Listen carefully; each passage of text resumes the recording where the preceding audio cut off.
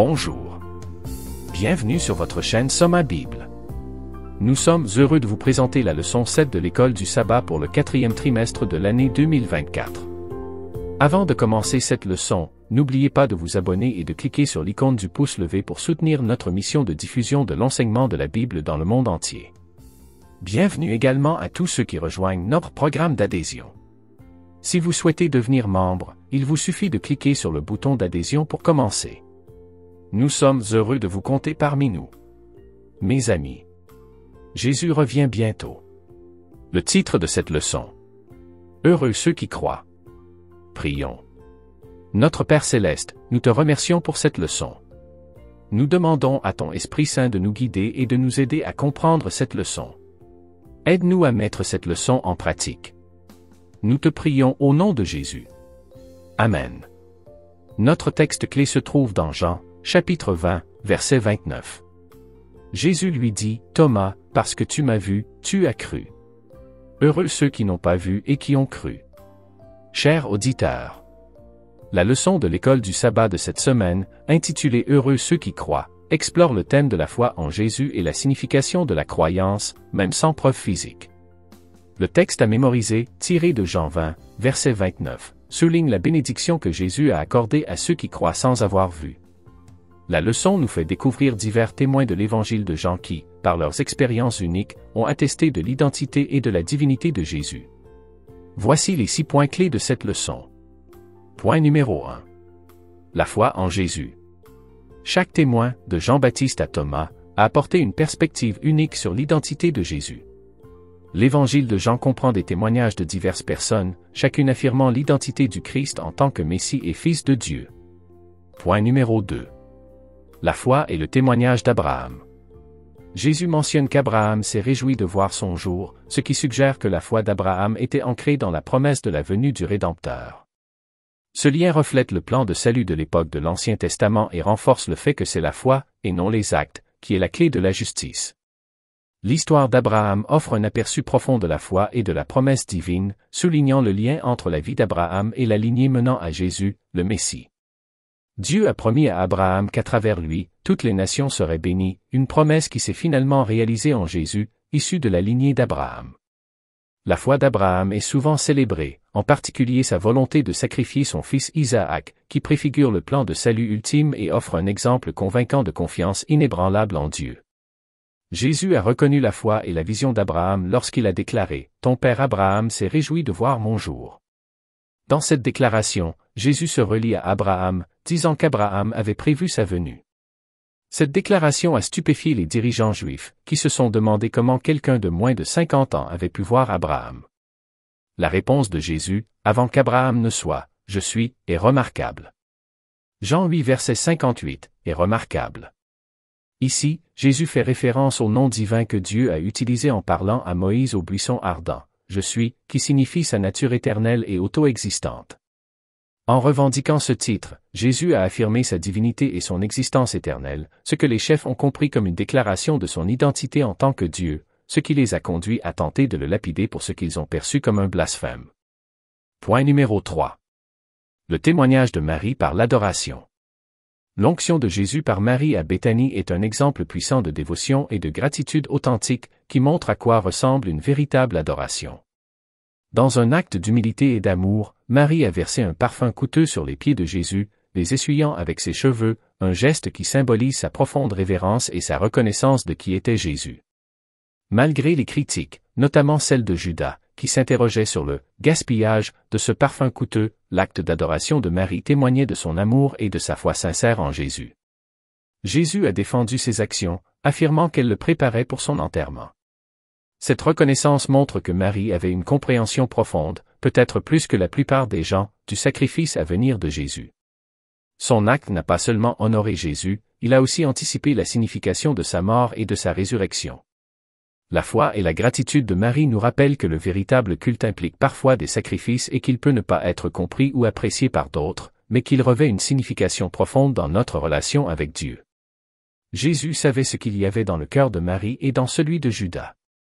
Il sait aussi ce qu'il y a dans votre cœur. Qu'est-ce que cette vérité devrait nous dire sur la nécessité que le Christ soit notre justice, qu'il nous transforme et qu'il nous couvre également? Point numéro 4. Le témoin involontaire de Pilate. Bien que Pilate ait condamné Jésus sous la pression, il a tout de même proclamé son innocence à plusieurs reprises et a même identifié Jésus comme « roi des Juifs » sur la croix. Ces actions ont involontairement soutenu la vérité de l'identité de Jésus. Ponce Pilate, le gouverneur romain, s'est trouvé pris entre les exigences de la foule et sa propre conscience concernant l'innocence de Jésus. Malgré la pression intense, Pilate a répété à plusieurs reprises qu'il ne trouvait aucune culpabilité en cet homme. Pourtant, sous la pression politique et sociale, il finit par livrer Jésus à la crucifixion. Ironiquement, les actions de Pilate ont fini par affirmer l'identité même qu'il avait du mal à juger. Il a ordonné qu'un panneau soit placé au-dessus de Jésus sur la croix, portant la mention « Jésus de Nazareth, roi des Juifs ». Malgré les protestations des dirigeants juifs, qui voulaient que l'inscription dise que Jésus prétendait être le roi des Juifs, Pilate s'en tint à sa formulation. Ses paroles et ses actes ont involontairement mis en lumière la vérité de la royauté de Jésus, alors même qu'il le condamnait. Pilate avait la vérité elle-même devant lui et pourtant, se laissant intimider par la foule, il a condamné Jésus à mort. Quel exemple tragique de ne pas suivre ce que votre conscience et votre cœur vous disent être correct. Que pouvons-nous apprendre de l'exemple de Pilate sur les dangers de laisser le sentiment populaire, voire la pression, nous empêcher de faire ce que nous croyons juste? Point numéro 5. L'expérience du doute chez Thomas. L'histoire de Thomas illustre l'importance de la surveillance de la foi. La douce réprimande de Jésus, « Heureux ceux qui n'ont pas vu et qui ont cru », appelle les croyants à faire confiance sans avoir besoin de preuves tangibles. Jean, chapitre 20, verset 29. Après sa résurrection, Jésus est apparu à ses disciples alors qu'ils étaient réunis dans une pièce fermée à clé, accablés par la peur. Thomas, lui, n'était pas là, et lorsqu'il a entendu parler de l'apparition de Jésus, il a été envahi par le doute et la tristesse. Thomas estimait avoir besoin d'une preuve tangible, disant, « Si je ne vois dans ses mains l'empreinte des clous, si je ne mets mon doigt dans l'empreinte des clous, et si je ne mets ma main dans son côté, je ne croirai pas. » Jean 20, verset 25. Cette réponse reflète celle d'autres personnes dans l'évangile de Jean qui ont également exigé des preuves avant de croire, comme Nicodème, la femme au puits et la foule nourrie par les pains et les poissons. Lorsque Jésus est apparu à Thomas, il l'a invité à toucher et à voir la preuve qu'il avait demandée. Jésus l'a alors gentiment réprimandé en disant, « Heureux ceux qui n'ont pas vu et qui ont cru », affirmant ainsi que la vraie foi ne dépend pas de preuves visibles. La servante Ellen G. White ajoute que Dieu ne demande pas une foi aveugle, au contraire, il fournit d'abondantes preuves dans sa parole, dans la création et à travers l'expérience personnelle. Cependant, la foi doit reposer sur des preuves qui font appel à la raison plutôt que sur des preuves absolues, ce qui permet une confiance personnelle sans éliminer tout doute. À travers l'Écriture, la nature et nos parcours de vie, Dieu nous fournit les moyens de construire la foi, nous encourageant à croire même sans voir directement. Point numéro 6. Notre témoignage de Jésus. Encore et encore, alors que Jean présente des témoins de Jésus, son but est de nous amener à une conclusion radicale. En vérité, Jésus a fait, en présence de ses disciples, beaucoup d'autres miracles qui ne sont pas écrits dans ce livre, mais ceux-ci sont écrits afin que vous croyiez que Jésus est le Christ, le Fils de Dieu, et qu'en croyant vous ayez la vie en son nom. Imaginez que vous ayez été là, en personne, en chair et en os, et que vous ayez vu Jésus faire beaucoup de ces miracles. Nous croirions certainement, n'est-ce pas? Nous aimerions le penser, mais, d'une certaine manière, nous avons encore plus de raisons de croire en Jésus que ceux qui ont vu les miracles. Pourquoi? Aujourd'hui, environ 2000 ans plus tard, en tant que disciples de Jésus, nous avons également le privilège de témoigner de Jésus et de ce qu'il a fait pour nous. Ce n'est pas par le raisonnement de Nathanaël, de Nicodème, de la femme de Samarie ou par les enseignements des pharisiens que nous pouvons connaître Jésus comme le Messie. C'est par la lecture des Écritures, sous la puissance de conviction du Saint-Esprit, que nous acceptons Jésus comme Sauveur du monde. Ensuite, chacun d'entre nous, à sa manière et en fonction de sa propre relation avec Dieu, peut avoir une histoire à raconter. Notre histoire n'est peut-être pas aussi spectaculaire que celle d'un mort ressuscité ou d'un aveugle de naissance guéri, mais cela n'a pas d'importance. Ce qui compte, c'est que nous connaissions Jésus pour nous-mêmes et que nous témoignions de lui à notre manière, comme l'ont fait les personnages de l'Évangile de Jean. L'Évangile de Jean vise à encourager la croyance en Jésus par son témoignage écrit, en soulignant la puissance de l'Esprit pour convaincre et conduire les croyants à la foi.